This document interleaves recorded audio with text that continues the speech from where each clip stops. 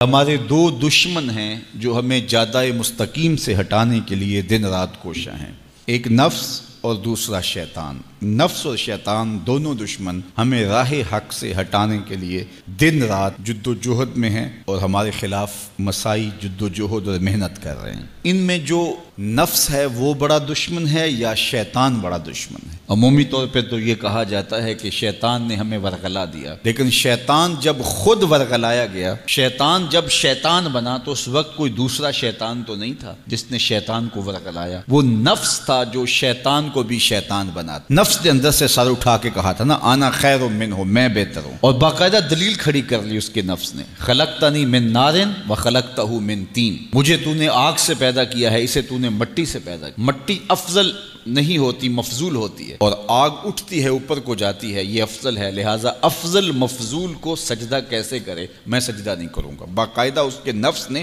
ایک دلیل تراشی۔ اللہ اگر چاہتا اس کی دلیل کے بخی اور دھیڑ کے رکھ دیتا، لیکن اللہ تعالیٰ نے اس کی دلیل کا جواب دینے کی بجائے کہا جا میرے دربار سے نکل جا۔ اس نے کہا مالک مجھے مہلت دے دے، کہا جا قیامت تک تجھے مہلت۔ اللہ اکبر۔ تو اب شیطان کو شیطان بنانے والا نفس ہے جس نے اندر سے کھڑے ہو کے کہا انا خیر منہ، میں بہتر ہوں۔ اس میں نے شیطان کا بیڑا غرق کر، انانیت اسے کہتے ہیں، انا خیر منہ، اس سے انانیت ہے، میں بہتر ہوں۔ ایک بزرگ تھے، انہوں نے ساری زندگی اپنی زبان پہ لفظ میں نہیں آنے دیا۔ وہ فرماتے تھے یہ وہ لفظ ہے جس نے شیطان کا بیڑا غرق۔ تو وہ اس مفہوم کو ادا بھی کرنا چاہتے تو بالفاظ دیگر کر۔ کسی نے سنا کہ فلاں شخص ہے، اس کی زبان پہ کبھی میں کا لفظ نہیں آیا، تو اس نے کہا لو اس کی زبان پہ یہ لفظ کیوں نہیں آیا؟ میں جاتا ہوں اور ان کی زبان پہ یہ لفظ آئے ہی آئے۔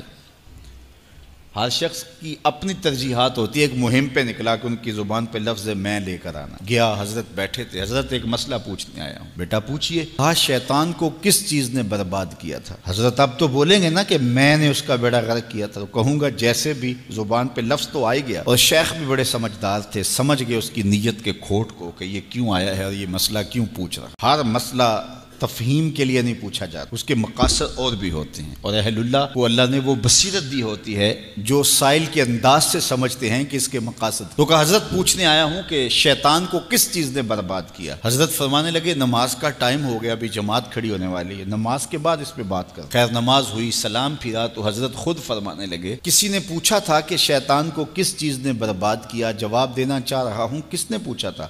جھٹ کھڑا ہو گیا میں نے۔ کہا بس اسی نے اس کا بیڑا غرق کر دیا۔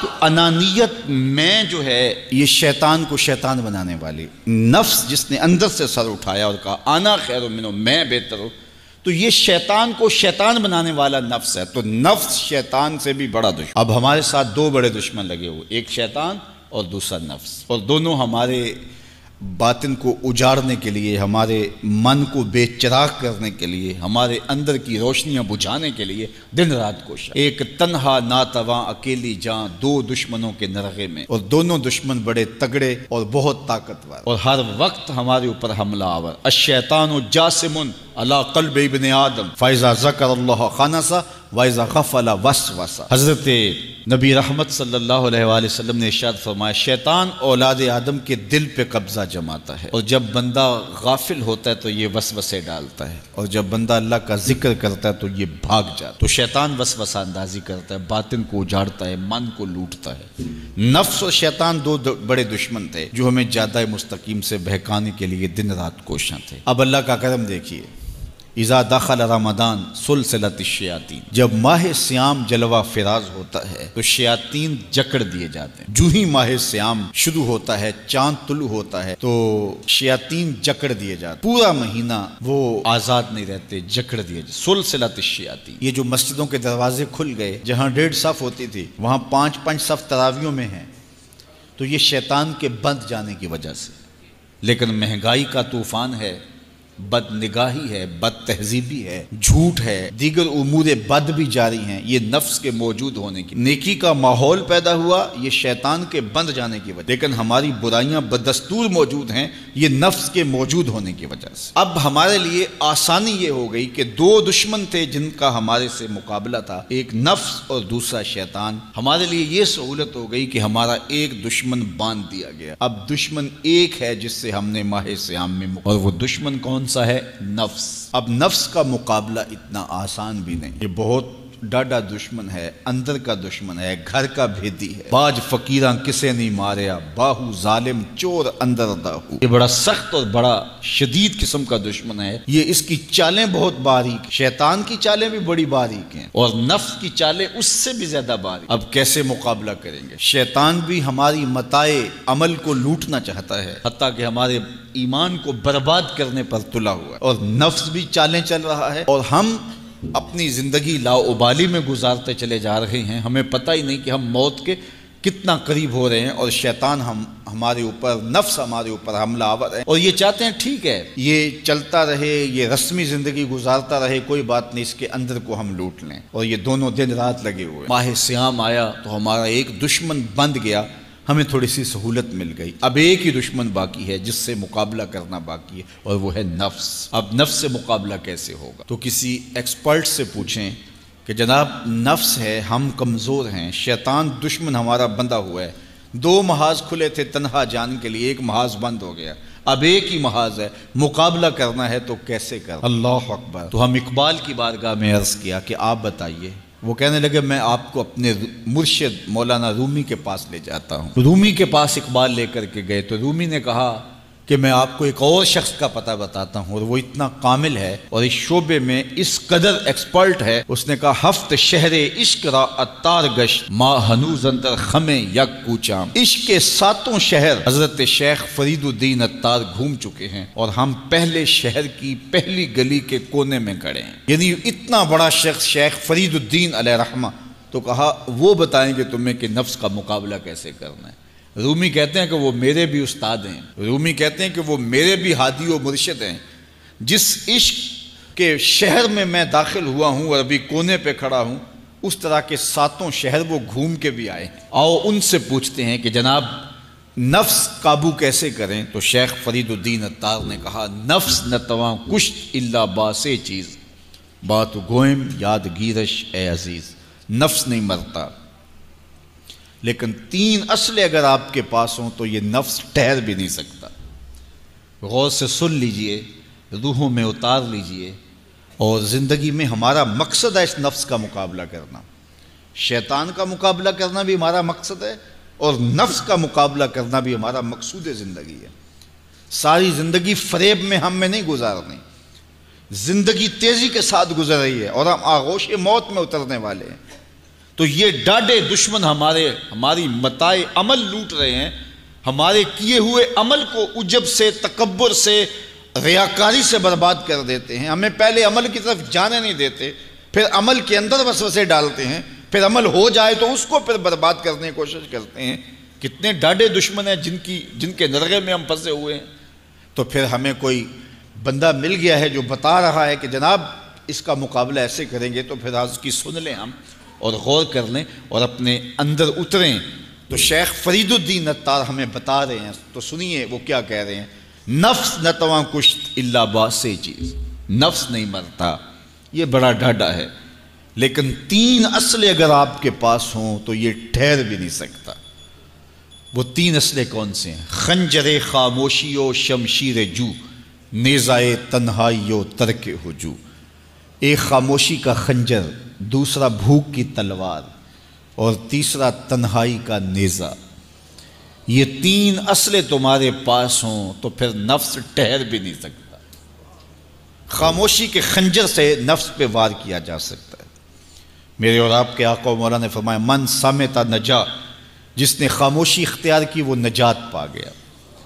ہماری زندگی کے جتنے بھی برے اعمال ہیں ان میں سے سب سے زیادہ برے اعمال ہماری زبان کرتی ہے۔ ہمارے ہاتھ بھی گناہ کرتے ہیں، کسی پہ ظلم کریں تو گناہ کرتے ہیں، ہمارے پاؤں بھی گناہ کرتے ہیں، برائی کے اڈے پہ چل کے جاتے ہیں، ہماری آنکھیں بھی گناہ کرتی ہیں، ہماری سوچیں بھی گناہ کرتی ہیں، ہم حرام کمائیں کھائیں تو پیٹ بھی ہمارا گناہ کرتا ہے، لیکن سب سے زیادہ گناہ ہماری زبان کرتی ہے۔ جھوٹ یہ بولتی ہے، غیبت یہ کرتی ہے، بہتان یہ لگاتی ہے، گالی گلوچ سب و شتم یہ کرتی ہے، گلے شکوے کا انداز، ناشکری کا لہجہ یہ اختیار کرتی ہے۔ اسی لیے میرے اور آپ کے آقا و مولا نے فرمایا جو تمہارے 2 جبڑوں کے درمیان ہے، یعنی تمہاری زبان، اور جو دو ٹانگوں کے درمیان ہے تمہاری پارسائی کی جگہ، ان دو چیزوں کی تم مجھے ضمانت دے دو، میں محمد تمہیں جنت کی ضمانت دے دیتا ہوں۔ تو اپنی زبان کی حفاظت کرنی ہے۔ دیکھیے یہ سننے کے لیے چیزیں نہیں ہیں محض، بلکہ ان پر ہم عمل کریں، اور آج سے ہی دیکھیے یہ موسم رحمت ہے، رحمت کی برکھا برس رہی ہے، اور یہ موسم نور ہمارے سیکھنے کے لیے ہے۔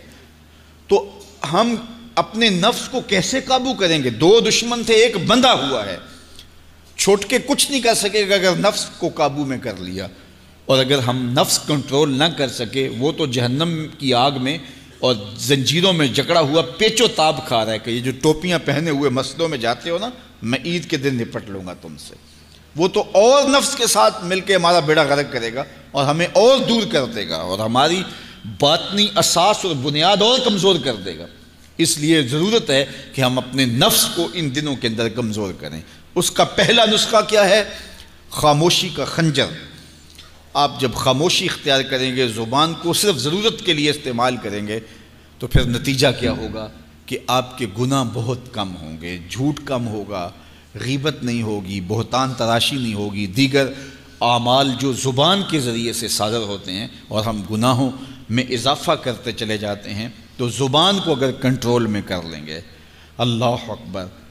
حضور علیہ السلام نے زبان کے کنٹرول کرنے کی تلقین کی، اور یہ بغیر ہڈی کے گوشت ہے، اس کو سنبھال لیا جائے۔ 32 دانتوں میں جکڑ کے رکھی گئی زبان ہے، لیکن یہ پھر بھی قابو میں نہیں رہتی۔ اس کو کنٹرول میں کر لو، اس کو قابو میں کر لو۔ ایک روایت میں آتا ہے جب صبح ہوتی ہے تو سارے اعضائے بدنیاں زبان کے آگے ہاتھ جوڑتے ہیں کہ بی بی تو نہ کچھ کرنا، تیری وجہ سے ہم سزائیں کاٹیں گے اور اذیتیں پائیں گے۔ تو زبان کو قابو میں کرنا، اور اس کا علاج کیا ہے؟ خاموشی۔ من صمت نجا، جو خاموش ہوا وہ نجات پا گیا۔ خنجر خاموشی، خاموشی کا خنجر ہو تو نفس کے لیے بہت بڑا وار ہے۔ دوسری بات، شمشیر جو، بھوک کی تلوار۔ بھوک کے ذریعے نفس کشی ہوتی ہے۔ نفس کا مقابلہ بھوک سے ہم کر سکتے ہیں، چونکہ جب بھوک ہوگی تو اس وقت بہت ساری خواہشات جو ہیں وہ دم توڑ جائیں گے۔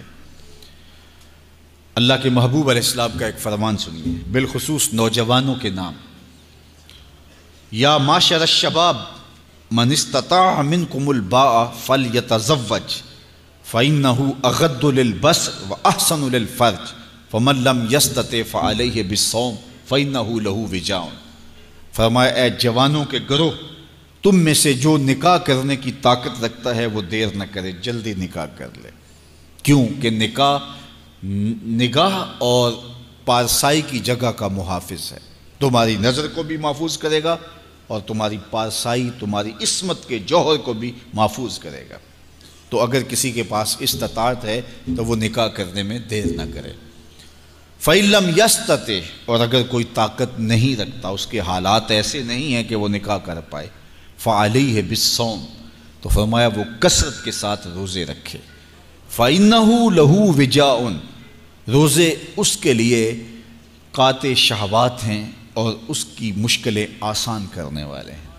تو نوجوانوں کو اگر استطاعت نصیب ہو جائے تو وہ شرم نہ کریں، وہ نکاح کی طرف بڑھیں تاکہ ان کی عصمت کے جوہر کی حفاظت ہو سکے۔ لیکن کسی وجہ سے نکاح میں تاخیر ہے تو پھر وہ کثرت کے ساتھ روزے رکھیں۔ روزوں کی کثرت گناہ سے، شہوات سے، برائی سے، گناہوں سے انسان کو بچاتی ہے۔ تو کثرت کے ساتھ روزے رکھے جائیں۔ تو روزہ بھوک جو ہے وہ نفس کشی کا ایک مؤثر ترین علاج ہے، اور یہ میرے اور آپ کے آقا و مولا نے بیان فرمایا۔ تو بھوک کی تلوار جو ہے یہ نفس کشی کا ایک مؤثر ذریعہ ہے، اور نفس کا سر کاٹنے کے لیے بھوک کی تلوار ہمیں ہر وقت حمائل کیے رکھنی چاہیے اور ہر وقت اپنے ساتھ لٹکا کے رکھنا چاہیے۔ کثرت کے ساتھ ہمیں روزے رکھنے چاہیے۔ تیسری بات فرمایا نیزہ تنہائی، تنہائی کا نیزہ۔ جب آپ عمومی طور پہ مجلسی زندگی میں ہوں گے تو بہت ساری خطائیں اور بہت سارے گناہ مجلسی زندگی میں آپ سے سرزد ہوں گے، تو جب آپ تنہائی اختیار کر لیں گے تو بہت سارے گناہوں سے بچ جائیں گے۔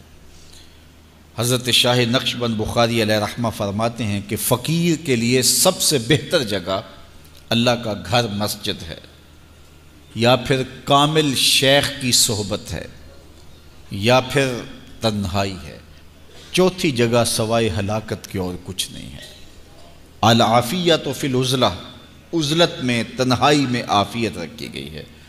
اس لیے اپنے آپ کو ایسے ہجوم میں، ایسی جگہوں پہ لے جانے سے روکیں، اپنے آپ پر ضبط کریں جہاں نظر پاک نہیں رہتی، جہاں خیال کی پاکیزگی کا سامان نہیں رہتا، اور جہاں آپ کی جو ہے وہ آپ کی زبان محفوظ نہیں رہتی۔ دوستوں کے ساتھ بیٹھیے، آپ عزیزوں رشتہ داروں کے پاس جائیے، ضرور ملاقات کیجیے، لیکن اس کا ایک اعتدال ہونا چاہیے۔ اگر آپ سمجھتے ہیں کہ کسی جگہ جاتے ہوئے، کسی جگہ پہنچ کر آپ کی نظر میں پاکیزگی نہیں رہے گی، خیالات میں گندگیاں گردش کرنے لگ جائیں گی، سوچوں میں آوارگی آنے لگ جائے گی، تو وہ شادی کی تقریب ہو یا کوئی اور تقریب ہو، وہاں جانے سے اپنے آپ کو روک لیں، کیونکہ وہاں جا کے آپ اپنا کوئی فائدہ نہیں کر رہے، اپنا نقصان کرنے جا رہے ہیں۔ تو جہاں آپ کو یقین ہو کہ آپ وہاں اپنے آپ کو بچا نہیں پائیں گے، اپنی حفاظت نہیں کر پائیں گے، تو وہاں سے تنہائی بہتر ہے، وہاں سے عزلت بہتر ہے۔ تو یہ تین چیزیں ہم اگر کر لیں تو یہ نفس کشی کا ایک مؤثر ذریعہ ہے۔ اب ماہ صیام کے اندر اللہ تعالیٰ یہ تینوں چیزیں ہمیں نصیب کرتا ہے۔ ہم زیادہ بولتے نہیں ہیں، روزے سے ہوتے ہیں، بلکہ فرمایا اگر تم سے کوئی شخص بحثے، کوئی الجھے، کوئی لڑائی کرنا چاہے، بدتمیزی کرے، تو اس سے کہو انی صائم، میں روزہ رکھا ہوا ہے۔ اور اسی طرح بھوک تو میسر ہوتی ہی ہوتی ہے۔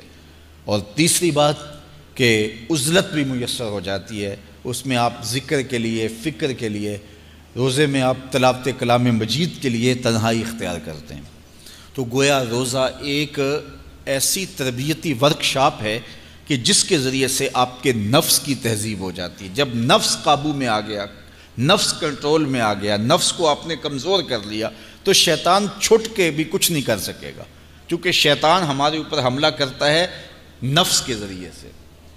باہر کا دشمن ہے اور نفس اندر کا دشمن ہے۔ ہمارے دیہاتوں میں چوری ہو جائے نا تو بوڑھے بزرگ مل کے بیٹھ جاتے ہیں کہ بتاؤ چوری کیسے ہوئی، تو ایک نقطے پہ سارے متفق ہوتے ہیں، اور وہ نقطہ یہ ہوتا ہے کہ کوئی اندر کا بھیدی ضرور ہے۔ جب تک کوئی اندر کا بندہ نہیں تو باہر سے کوئی آ کے از خود چوری نہیں کر سکتا، تو کوئی اندر کا بندہ ضرور موجود ہے۔ نفس اندر کا بھیدی ہے اور شیطان باہر سے آ کر حملہ آور ہونے والا ہے۔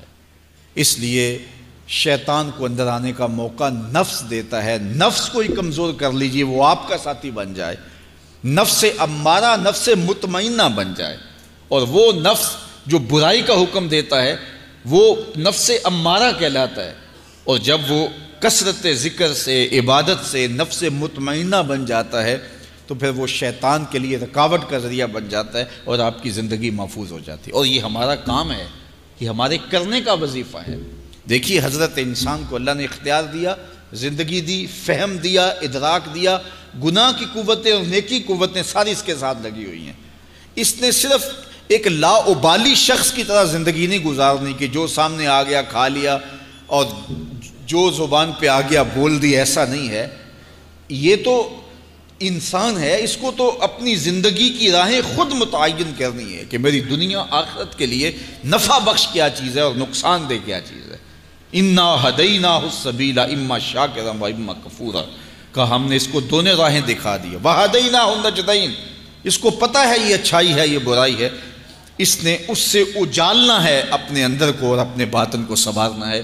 تو ماہ صیام ہمارے لیے موسم رحمت اور موسم نور ہے جو ہمارے اندر کی روشنی کا سبب اور ذریعہ ہے۔